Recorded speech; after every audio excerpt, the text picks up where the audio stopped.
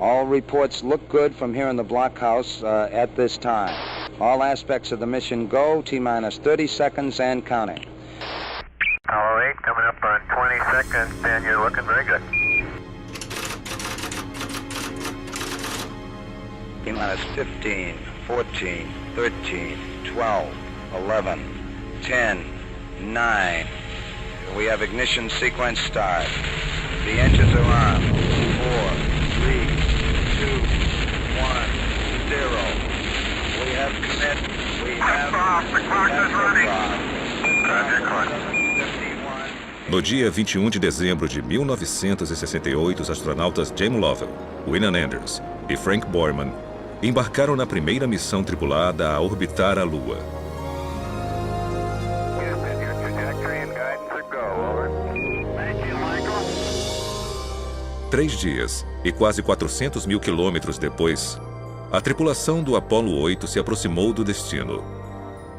E no dia 24 de dezembro, véspera de Natal, a nave começou a última de suas 10 órbitas ao redor da Lua. Observando a superfície lunar, Borman, Lovell e Anders enviaram uma mensagem para o que era até então a maior audiência de televisão ao vivo na história. For all the people back on Earth, the crew of Apollo 8 has a message that we would like to send to you. In the beginning, God created the heaven and the earth. And the earth was without form and void, and darkness was upon the face of the deep. And the Spirit of God moved upon the face of the waters. And God said, "Let there be light." And there was light. And God saw the light, that it was good. And from the crew of Apollo 8, we close with good night, a Merry Christmas, and God bless all of you on the good earth.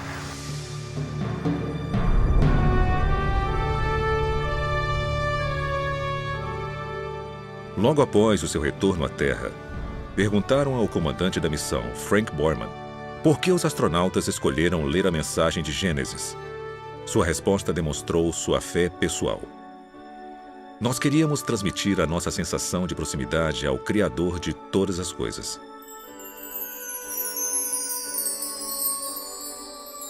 Essa não foi a primeira vez que o universo atraiu cientistas e exploradores para perto de Deus. Na verdade, muitos dos fundadores da astronomia moderna, incluindo Nicolau Copérnico, Galileu e Sir Isaac Newton, buscaram revelar e honrar o Criador através de algumas das descobertas mais importantes já feitas.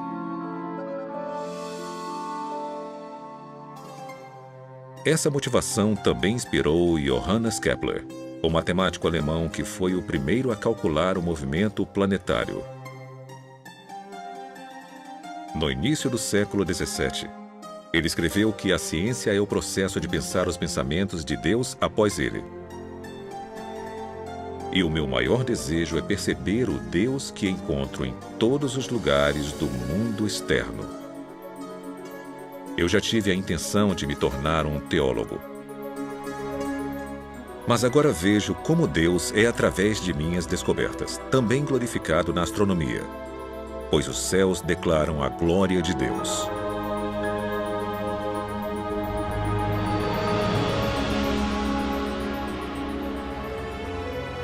Hoje, mais de 4 séculos após Kepler, o universo continua nos cativando com seu esplendor e design. É um espelho que reflete a maestria de Deus e uma voz que fala claramente toda noite sobre seu caráter e poder. Viajem conosco agora, na asa de algumas das tecnologias mais sofisticadas já criadas. E conforme percorremos distâncias inconcebíveis para observar vistas inesquecíveis, vamos sentir as verdadeiras maravilhas das mãos do Criador e as glórias de seu coração.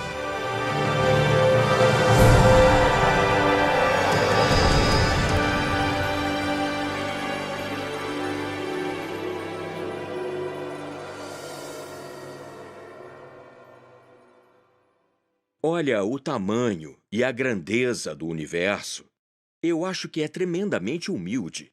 E pode ser que é através da beleza tremenda que nos é revelada pelas fotos do telescópio Hubble e do tamanho enorme do universo, nós comecemos a apreciar a majestade e a grandiosidade de Deus, que transcende o universo e é maior do que esse cosmos que vemos. Então eu acho que o tamanho do universo evidencia a grandiosidade e a majestade de seu Criador. Já parou para pensar sobre a imensidade de Deus? A pura magnitude de seu poder e tamanho? É um conceito difícil de entender, porque Deus é espírito, então não há nada físico sobre sua estatura. Ele não pode ser medido por metros ou milhas, tempo ou espaço. No entanto, talvez seja possível dar uma olhada no que não podemos ver ou tocar, fazendo uma jornada imaginária através de sua maior criação.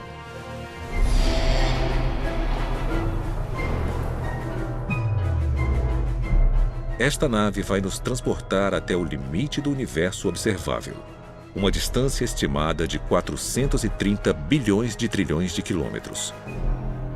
Vamos viajar na velocidade da luz, mais de 290 mil quilômetros por segundo.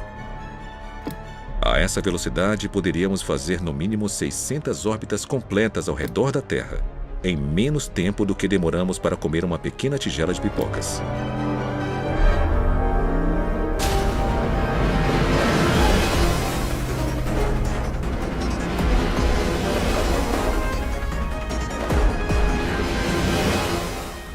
Partimos no dia 1º de janeiro. Viajando rapidamente pelo espaço, chegamos na Lua em menos de 1,3 segundos.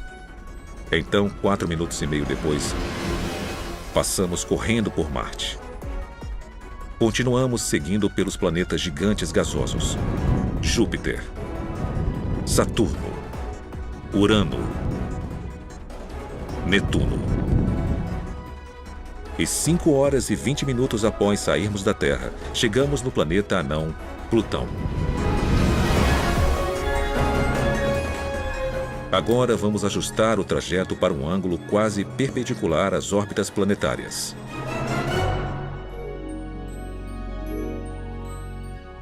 Atrás de nós, os limites da nossa vizinhança cósmica somem rapidamente.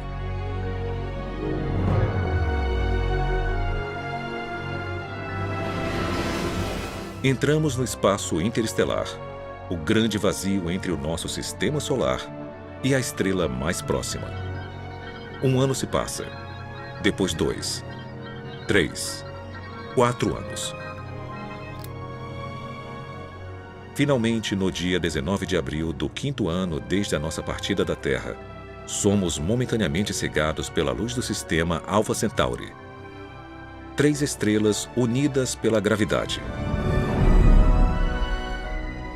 Elas são as estrelas mais próximas ao nosso Sol.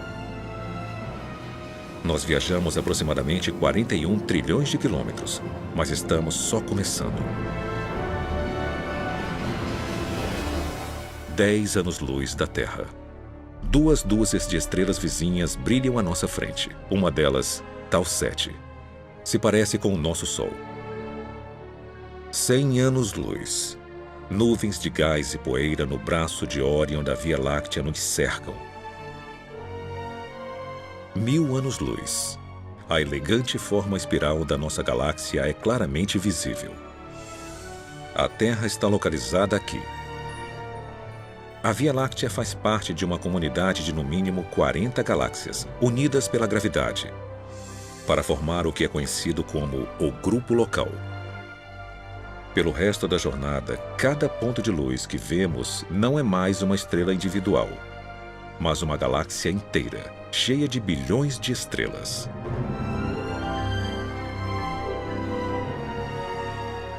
O nosso grupo local fica adjacente ao aglomerado de Virgo Cluster, uma grande concentração de aproximadamente 2.000 galáxias espirais, elípticas e anãs que emitem nuvens quentes de plasma e poeira.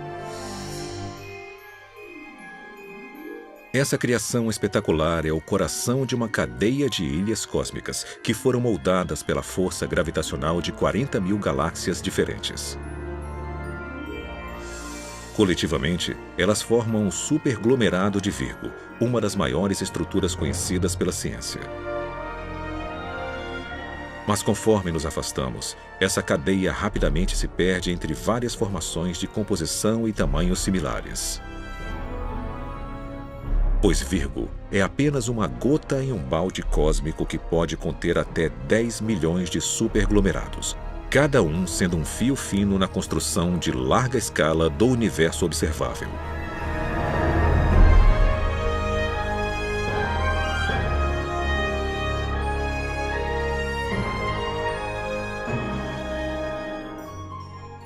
A nossa jornada nos transportou para 45 bilhões de anos-luz além da Terra, aos limites externos da descoberta científica.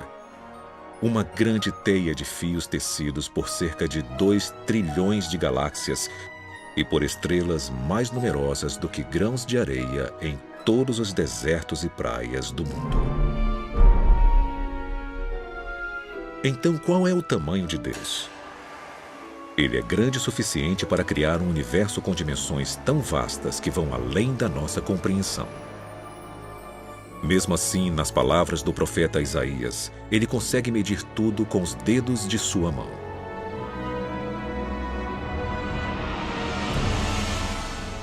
A magnitude do poder e do tamanho de Deus nunca poderá ser calculada pela matemática ou pela física, pois ele é onipotente, eterno e infinito. Mas se explorarmos o cosmos com a mente aberta, sem nos limitar às teorias do acaso cego e da colisão aleatória de átomos, vamos descobrir uma tapeçaria magnífica criada por um artista consumado que trouxe tudo isso à existência a partir de absolutamente nada. Depois revelou vislumbres de sua identidade através da grandeza e do design de tudo que fez. E qualquer um que já tenha olhado para um céu estrelado, as evidências da estatura e do caráter de Deus brilham mais forte do que a luz de 1000 estrelas.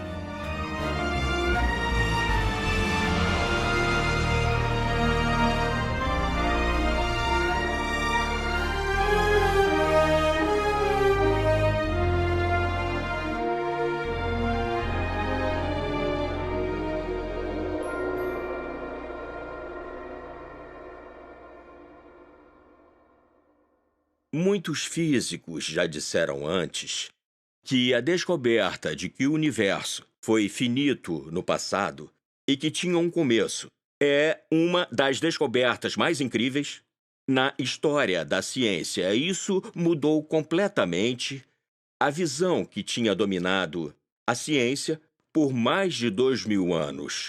Isso foi escrito em Gênesis, capítulo 1, versículo 1. No princípio, foi Deus quem criou o céu e a terra. E uma das descobertas mais incríveis do século XX da cosmologia foi a confirmação sobre a antiga previsão judaica a respeito do início do universo.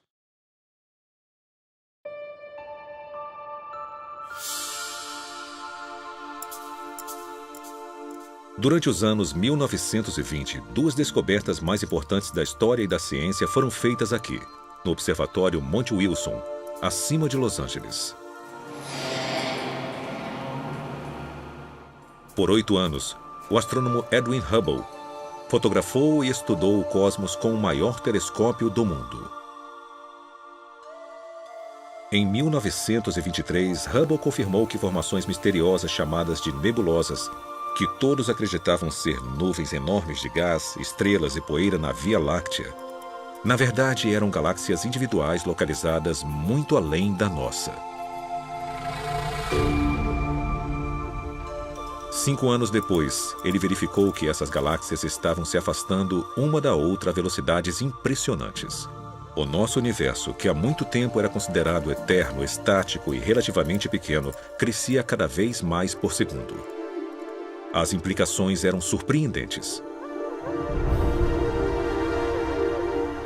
Se o universo está se expandindo continuamente, então, em algum momento da história, ele deve ter sido menor e mais compacto. Se revertermos o movimento para fora das galáxias e voltarmos no tempo, elas se aproximam cada vez mais. E chegamos a um ponto no qual elas são basicamente infinitas em densidade e temperatura, e não é possível ir além disso. Então tem um começo, tem um momento no qual tudo começou. E isso é impressionante porque tem uma grande evidência teológica nisso. E isso me intrigou porque eu sou agnóstico. E se teve um começo, um momento de criação do universo, então teve um Criador.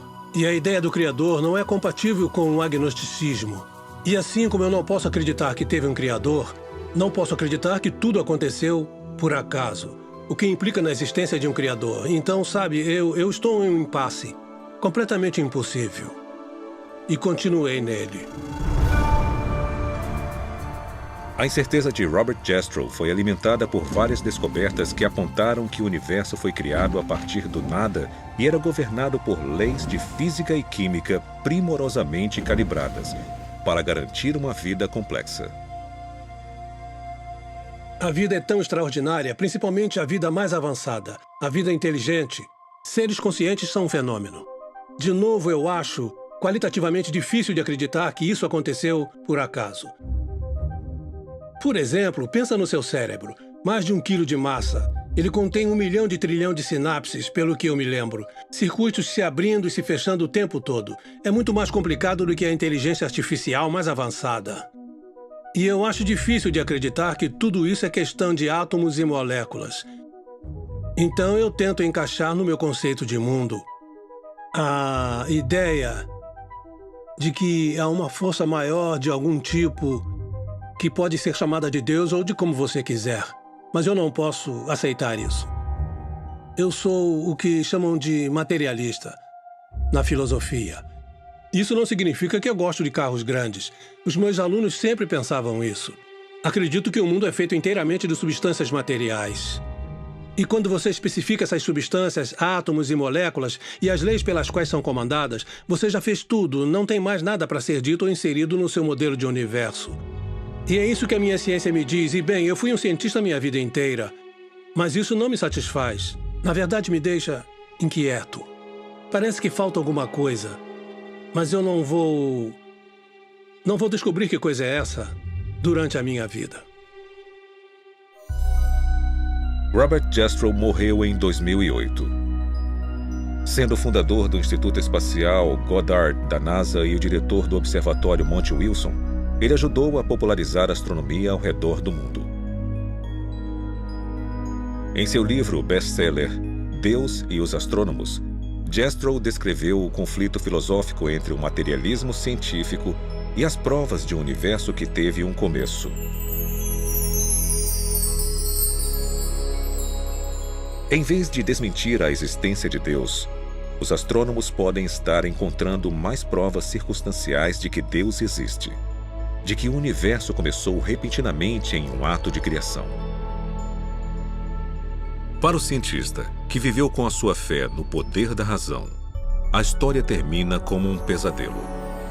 Ele escalou as montanhas da ignorância, está prestes a conquistar o pico mais alto, e conforme sobe a última rocha, é recebido por um grupo de teólogos que está lá há séculos.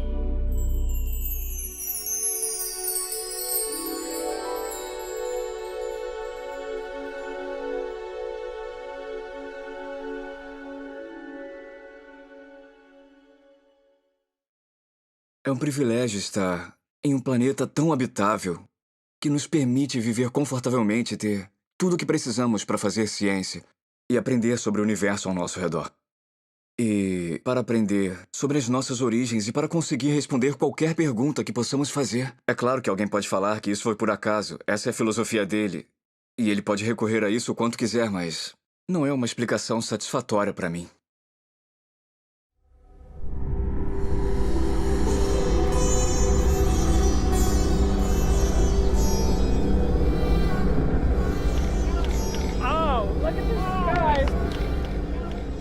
Isso começou com uma experiência em 1995. Eu fui observar o eclipse total do Sol na Índia. Foi meu primeiro eclipse total do Sol, foi um evento espetacular. Foi uma experiência emocionante.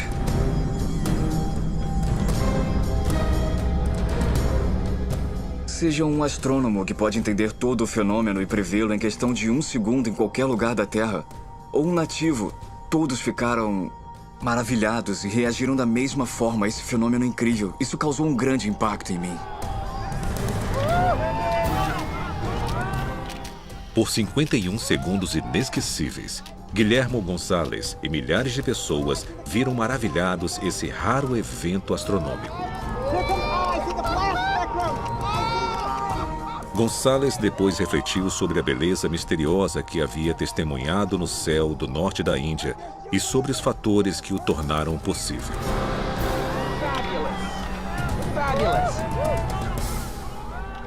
As exigências para produzir um eclipse total do Sol são um corpo luminoso, no nosso caso o Sol, um corpo eclipsante, no nosso caso a Lua, e uma plataforma de observação, no caso a superfície da Terra, e todos precisam estar em linha reta no espaço. O tamanho aparente da Lua no céu tem que ser quase exatamente igual ao tamanho aparente do Sol no céu, os dois com cerca de meio grau.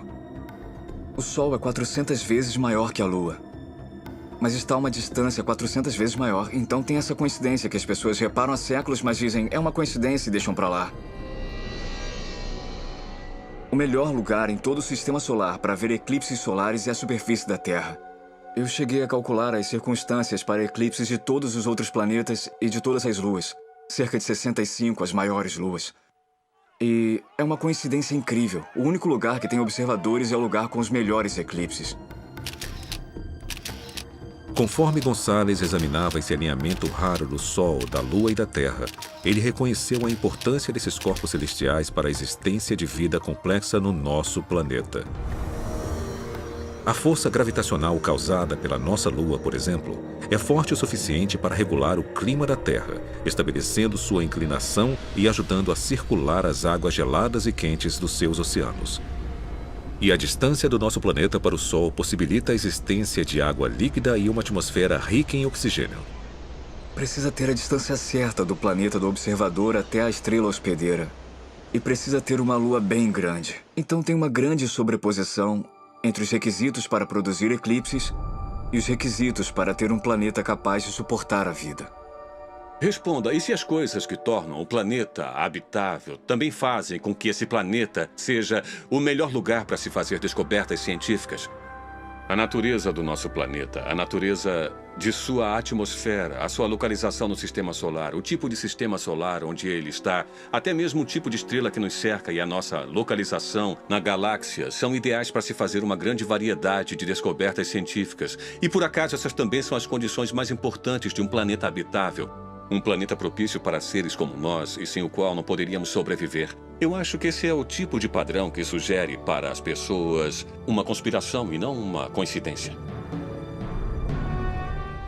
Na luz tênue de um eclipse solar, Gonçalves e Richards reconheceram uma ligação fascinante entre os fatores necessários para a vida complexa e a observação científica. Geralmente nos falam, principalmente no século XX, que o universo não pensa em nós. Ou seja, que nós existimos em um universo muito grande e que o universo não foi criado para seres como nós. Nós somos simplesmente uma vida que por acaso surgiu num pequeno planeta que cerca uma estrela minúscula e insignificante numa galáxia normal dentro de um grande universo que não foi planejado. O nosso argumento sugere uma ideia completamente diferente. Sugere que o universo foi planejado, que o universo existe por um propósito. E esse propósito não é simplesmente para que seres como nós existam, para que possamos nos ampliar além do nosso lar pequeno e paroquial, para ver o universo como um todo, para descobrir o universo e, na verdade, talvez para considerar se esse universo aponta para algo além de si mesmo. Tem um certo aspecto sobre o universo que não pode ser simplesmente explicado através de forças impessoais da natureza, de átomos que colidiram com átomos. Então, temos que buscar algo além do universo para tentar explicar isso. Porque o universo existe de forma que os lugares mais habitáveis também oferece as melhores oportunidades para descobertas científicas.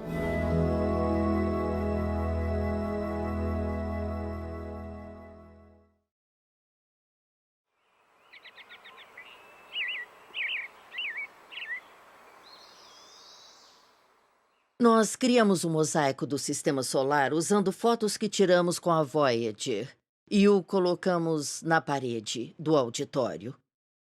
E tinha uma corda de veludo na frente dele, mas as pessoas sempre se aproximavam e queriam tocar a Terra. Elas apontavam e falavam: "Estamos aqui, você está aqui, é aqui que estamos." E tocavam. E não importava quantas placas de não toquem colocávamos, as pessoas sempre queriam se aproximar e tocar a Terra. Então, como resultado, bem, eu não sei quantas vezes aquela foto foi substituída, mas ela sempre ficava com furo e aquela foto, em especial, precisava ser trocada.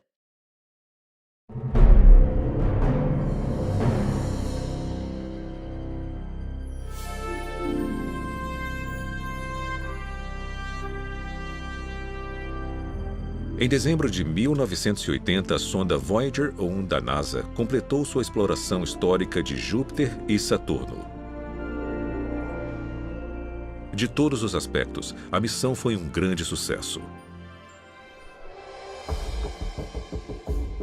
Por mais de 20 meses, a sonda não tripulada analisou e fotografou os 2 maiores planetas e suas luas, revelando uma variedade de informações sobre esses mundos misteriosos.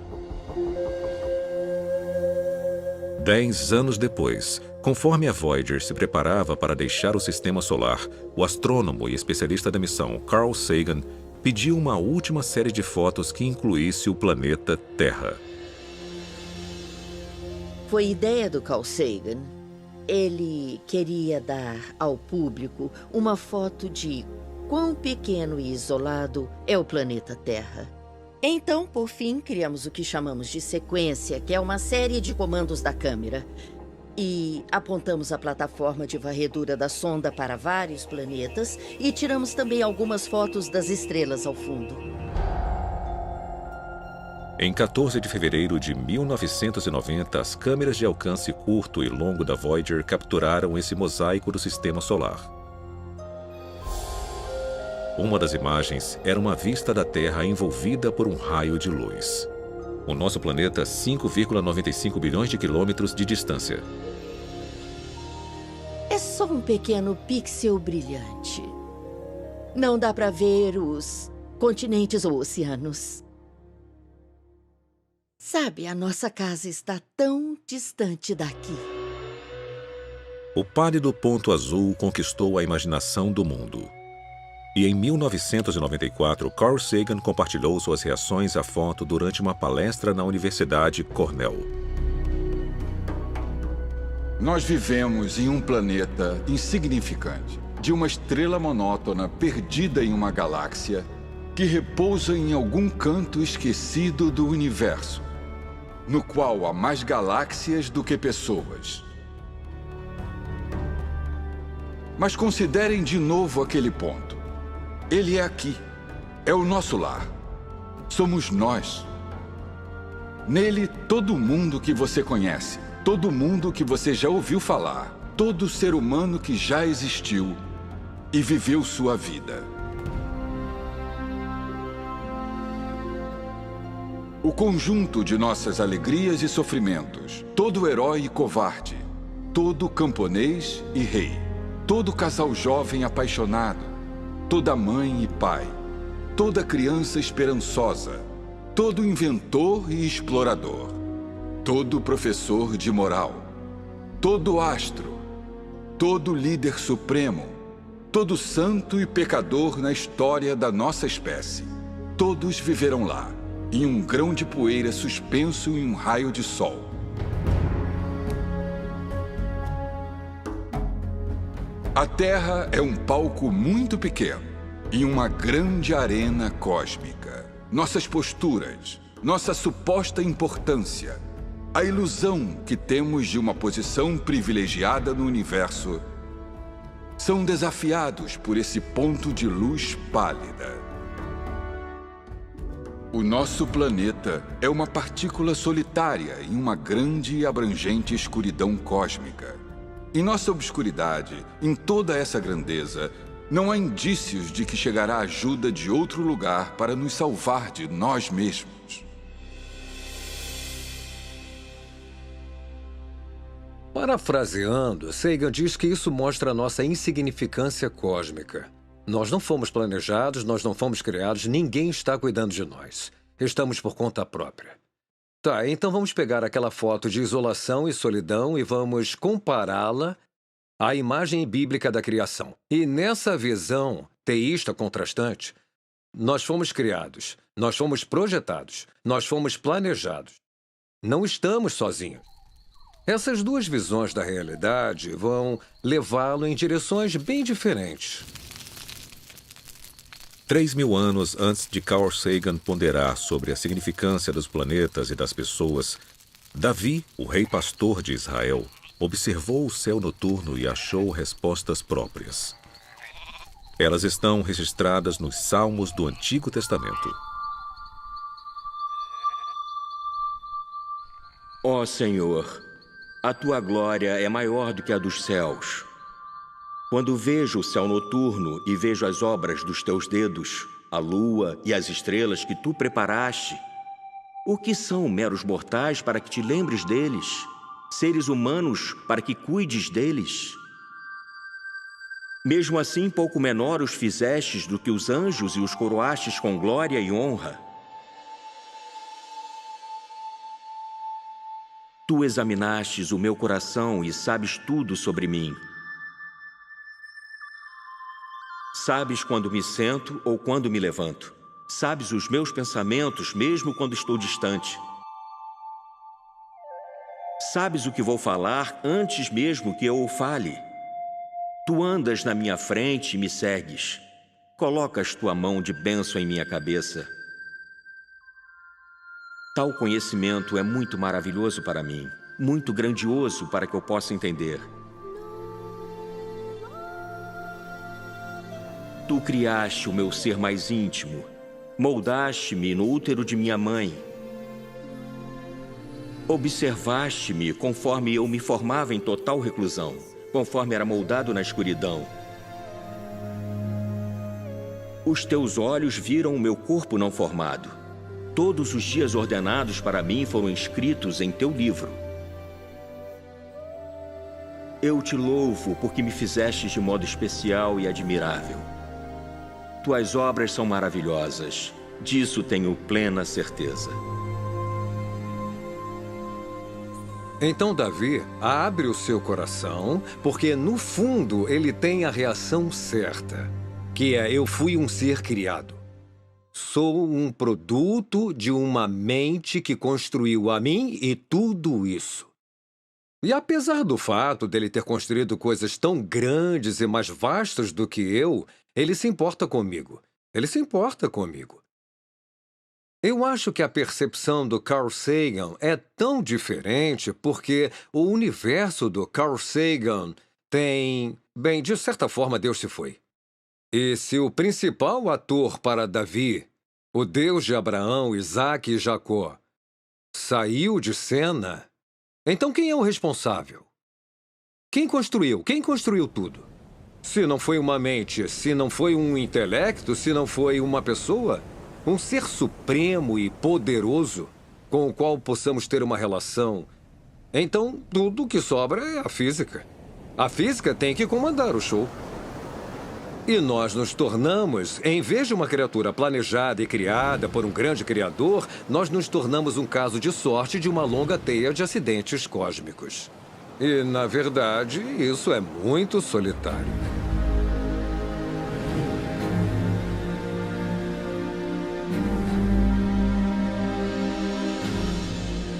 Então, como devemos interpretar o pálido ponto azul e os passageiros que o chamam de lar?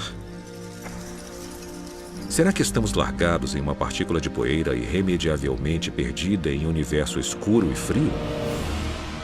Ou será que o nosso planeta, com sua atmosfera rica em oxigênio, abundância de água líquida, com seu clima temperado e localização ideal no sistema solar, com seu campo magnético geografia e dezenas de outros fatores que tornam a vida possível, é um produto magnífico de mente, propósito e plano?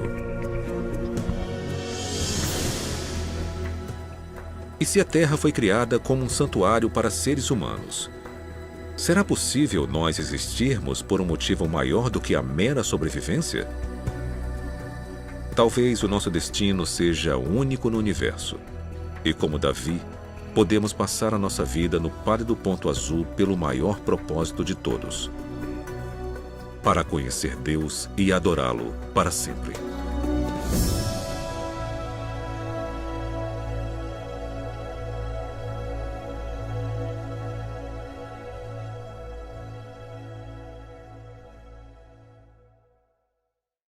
Deus, como nosso Criador, Ele tem uma infinidade de formas possíveis para se comunicar conosco. Uma delas pode ser que Ele desça aqui, nos segure pelos ombros e diga: acorde! Você está em apuros, tá? Mas Deus é muito mais sutil do que isso. E, em particular, Ele não manipula o nosso desejo ao dele. E, de certa forma, isso é muito misterioso e difícil de entender. Ele coloca as coisas na nossa frente e diz: agora você responde. Então, provavelmente, para mim, a forma mais eficaz que Deus tem para se comunicar comigo, além da Bíblia, é através do mundo que Ele criou e da beleza no mundo que Ele criou. Eu acho que Deus fez o que podia para se comunicar conosco através de sua dimensão artística.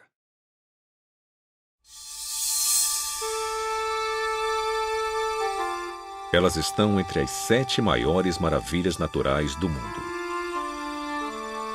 Demonstrações incríveis de arte que já foram celebradas em pinturas nas cavernas pré-históricas, na mitologia viking e nas peças de Shakespeare. Em 1619, Galileu as nomeou de auroras, em homenagem à deusa romana do amanhecer. Hoje, também as chamamos de luzes do norte e do sul.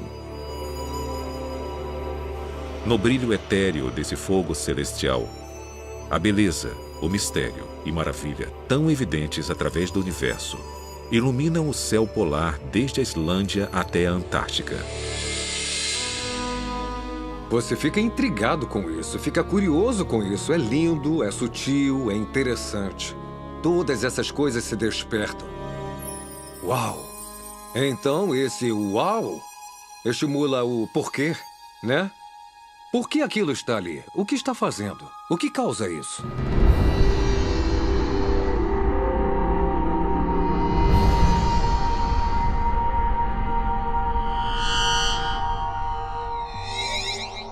Toda aurora no nosso sistema solar é originada aqui, na superfície turbulenta de uma estrela de sequência principal G2, a 149 milhões de quilômetros da Terra.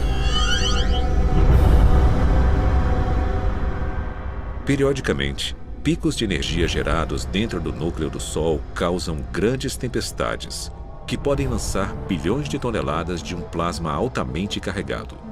Grande parte dele vai em direção à Terra em um percurso de colisão. Nós somos banhados o tempo todo pela radiação do nosso vizinho grande e quente. E nós somos feitos em parte de moléculas delicadas como o DNA, que não gostam de ser atingidas pela radiação ionizante. Sem precauções, esse vento solar pode destruir rapidamente a nossa atmosfera, ferver os oceanos e devastar todas as formas de vida. Por sorte, somos protegidos dessas catástrofes por uma provisão impressionante. Debaixo da crosta e do manto do nosso planeta, uma camada de ferro, níquel e enxofre derretidos, com uma grossura de 2.400 quilômetros, flui constantemente ao redor de um núcleo de ferro sólido. Esse movimento produz um campo magnético que irradia do núcleo da Terra através dos polos e milhares de quilômetros pelo espaço. Quando o plasma atinge esse campo, grande parte das partículas letais são desviadas antes de chegar à superfície da Terra. mas algumas são atraídas até as linhas do campo magnético e são canalizadas diretamente para os polos norte e sul. Cerca de 99% da nossa atmosfera é formada por átomos de nitrogênio e oxigênio. Esses componentes são eletricamente neutros. Assim que o plasma colide com um átomo, um elétron absorve a onda de energia e momentaneamente amplia sua órbita ao redor do núcleo. Então essa partícula supercarregada volta à posição e ao tamanho normais, liberando um único fóton, uma pequena onda de luz colorida. O processo é repetido pelo céu noturno.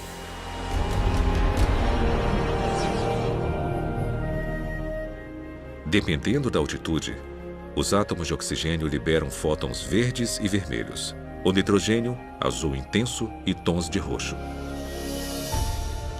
Essa enxurrada de reações atômicas gera grandes cortinas luminosas que podem se estender 402 quilômetros para o espaço.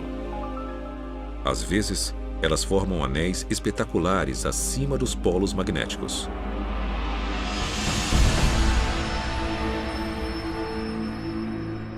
Ao orbitar a Terra na Estação Espacial Internacional, astronautas fotografaram as auroras e revelaram o seu esplendor misterioso, de formas nunca antes vistas.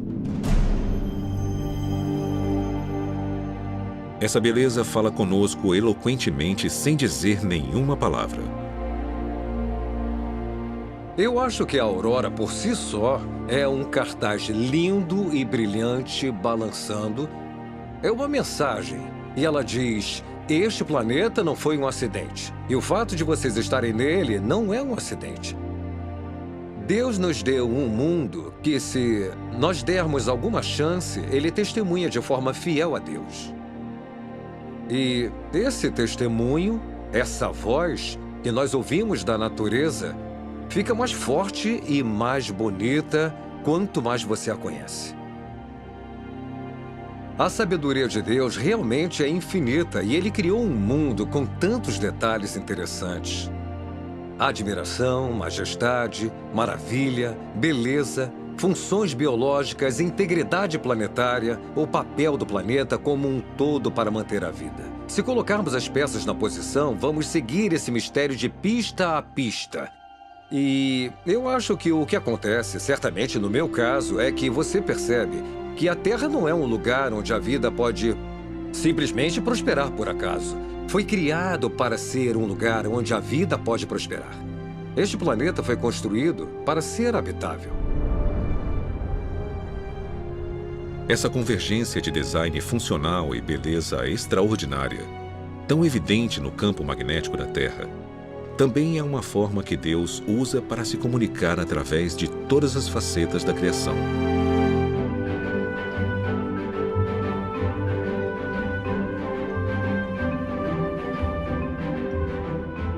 Primeiro, ele captura nossa atenção com artes de tirar o fôlego, pois o mundo natural é uma galeria cheia de obras de arte, cada uma com seu significado e revelação. Depois, se buscarmos entender com afinco os como e porquês do cosmos, ficamos frente a frente com o Criador de tudo. O artista e engenheiro eterno que criou as maravilhas físicas que enchem os nossos olhos, inspiram os nossos corações e garantem a nossa sobrevivência no terceiro planeta depois do Sol.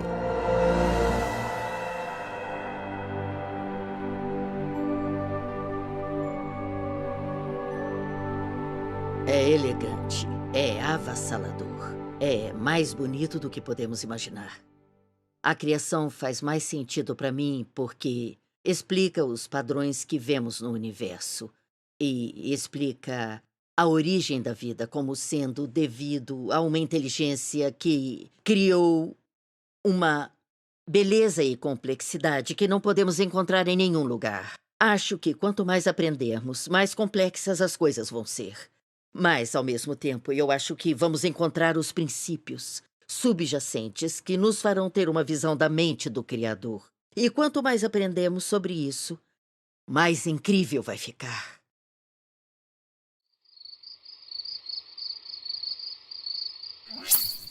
Aqui vai uma pergunta que pode literalmente deixá-lo acordado a noite toda. Quantas estrelas existem no universo? Em uma noite de céu limpo no deserto sem um telescópio, podemos ver cerca de 5.000 estrelas individuais.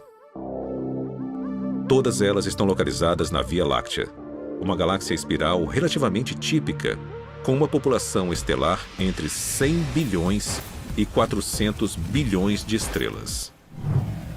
E a Via Láctea é só um pontinho no universo observável, que possui uma quantidade estimada de 100 bilhões até talvez 2 trilhões de galáxias ao todo. Agora, vamos fazer as contas. Usando estimativas conservadoras, vamos multiplicar 100 bilhões de galáxias por 10 bilhões de estrelas por galáxia. O resultado é impressionante. 1 bilhão de trilhão de estrelas. E lembrem que é uma estimativa mínima.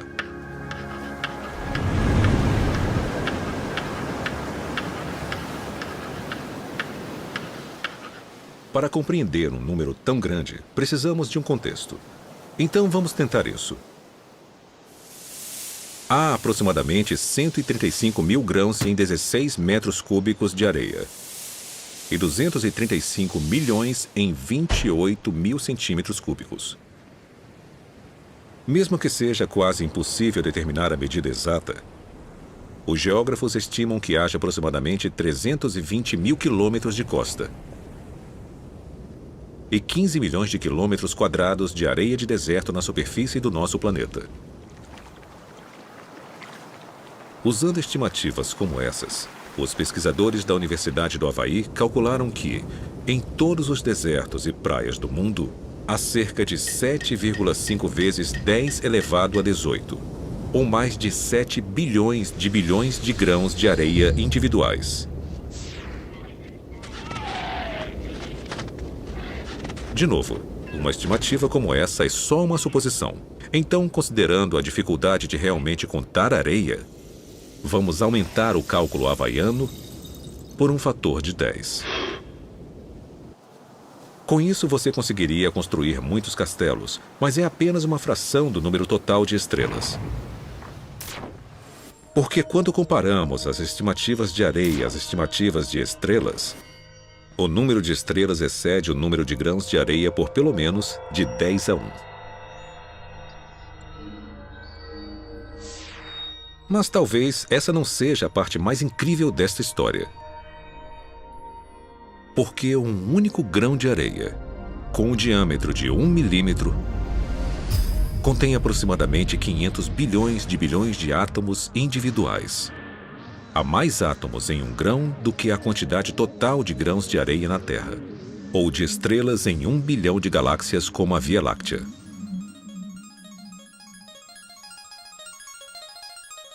Certo. Antes de desligarmos a calculadora, uma dose final de números altos. Em uma única gota de água, há cerca de 1,7 bilhões de trilhões de moléculas de H2O individuais. Ou seja, em algumas gotas grandes, o número total de moléculas pode superar o número total de estrelas em todo o universo.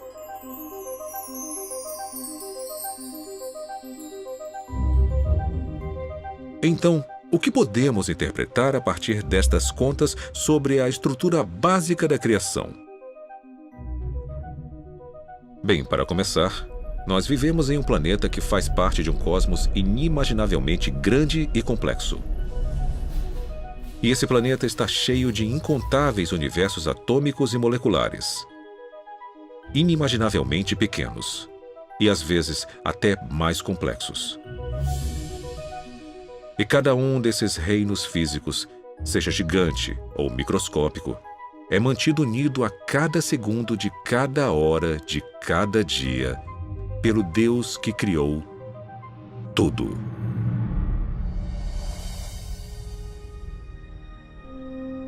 Lembrem disso da próxima vez que forem procurar escaravelhos no deserto do Saara. ou quando forem acampar na América do Sul, sob o brilho surpreendente da Via Láctea. Ou quando estiverem no quintal, vendo o cachorro molhado lançar 10.000 universos líquidos em uma tarde de sol.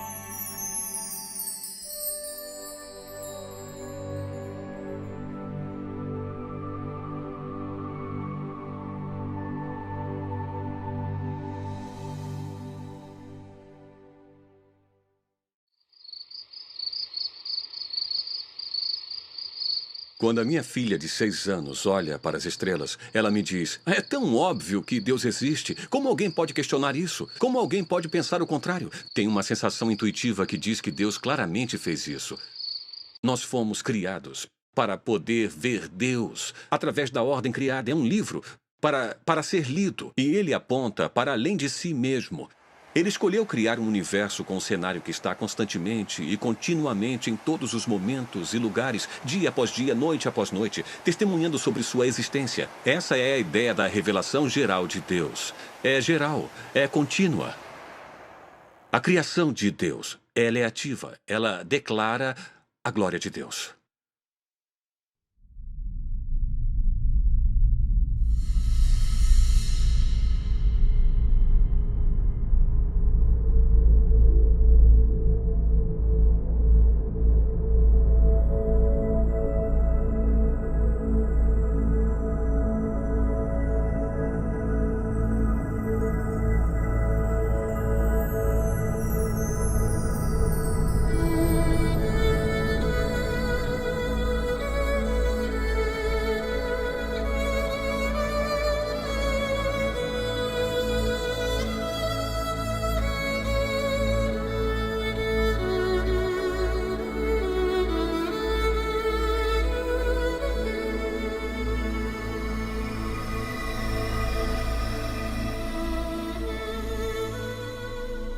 Os céus declaram a obra de Deus. O firmamento proclama a obra de suas mãos. Dia após dia, eles fazem sua declaração. Noite após noite, eles revelam sabedoria. Eles não usam palavras, não escutamos nenhum som deles. Mas sua voz é ecoada para toda a terra, suas palavras até o fim do mundo. Levante os olhos e olhe para o céu. Quem criou tudo isso? Ele que traz os astros um por um. Ele determina a quantidade de estrelas e chama todas por nome. Grande é o nosso Senhor e poderosa é a sua força.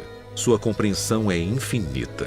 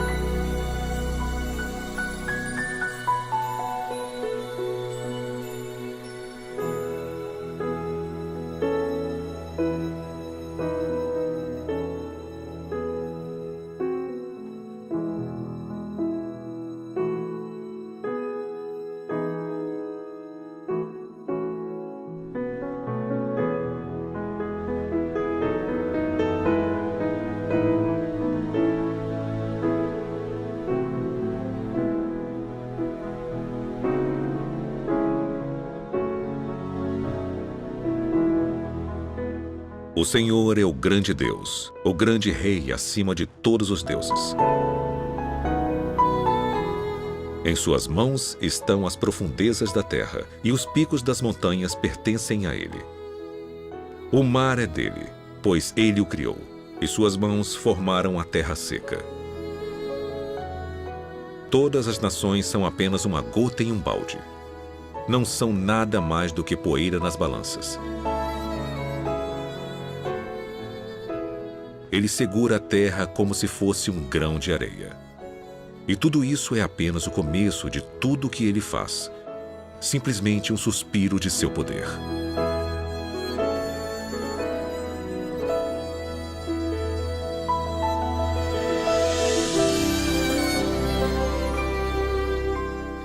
venha ver as obras de Deus, que é incrível em seus feitos.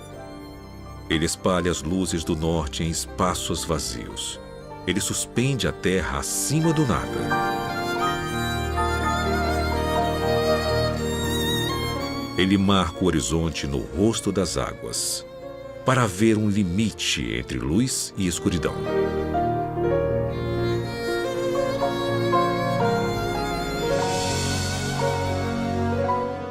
Os que vivem no fim da terra ficam maravilhados com seus feitos. Desde onde o sol nasce até onde se põe, tu inspiras gritos de alegria.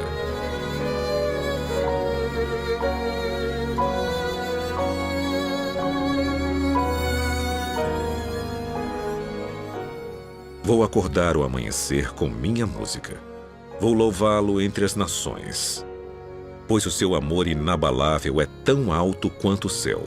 Sua fé alcança as nuvens. Seja exaltado, ó Deus, que a tua glória brilhe por toda a terra.